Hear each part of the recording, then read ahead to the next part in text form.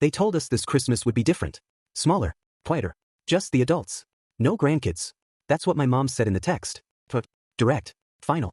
At first, I didn't know how to react. Christmas at my parents' house had always meant noise. Kids running, wrapping paper everywhere, music too loud, someone laughing from the kitchen. It was chaotic, but it was family. So when my mom wrote, "No grandkids this year, just adults," my stomach dropped. I asked if something was wrong. If anyone was sick. If there was some reason they hadn't explained. She replied calmly, "We're just tired this year. We want something low-key. No exceptions." No exceptions. I didn't like it, but I respected it. I told my kids we'd do our own Christmas at home. They were disappointed, but I tried to make it sound fun. I didn't want them to feel unwanted. Still, something felt off. I called my sister. She sounded cheerful, relaxed. "Did you get Mom's text?" I asked. "Yeah," she said. "They just want a quiet Christmas. Are you okay with that?" I asked. She hesitated for a second, then said, "I think it's their house. I'll still go." That should have been my first warning. Christmas Eve came, and despite everything, I decided to stop by my parents' house, just briefly. Drop off gifts. Say hello. Keep it light. The moment I opened the door, my heart sank. My sister's kids were everywhere. Running. Laughing. Yelling. One almost knocked over the Christmas cards. I froze. No grandkids, except hers. My mom walked in from the kitchen, smiling like nothing was wrong. "Oh good, you're here." I asked quietly, "What's going on? You said no grandkids." She waved her hand dismissively. "Oh, they're the exception." The exception? I laughed awkwardly, thinking I misunderstood.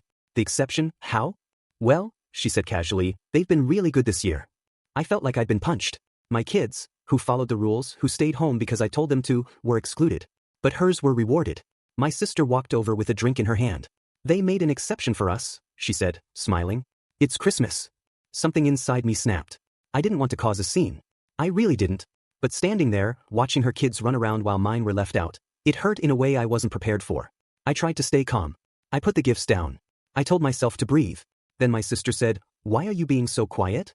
I replied honestly, "Because my kids are home while yours are here." She rolled her eyes. "You're overreacting. It's not a big deal." Not a big deal.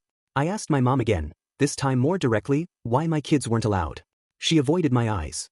"We just didn't want chaos." I gestured around the room. "Then what is this?" That's when my sister turned sharp. "You always do this," she said. "You make everything about you." That was it. I said, "I'm not making it about me. I'm standing up for my kids." She crossed her arms. "If you don't like it, you can leave." So I did. I grabbed my coat. My mom tried to stop me, saying it was a misunderstanding. It wasn't. It was a choice. And I wasn't chosen. Outside, the cold hit me hard. I walked to my car shaking, not just from the weather, but from the realization that my family had drawn a line, and I was on the wrong side of it. My phone buzzed. My mom,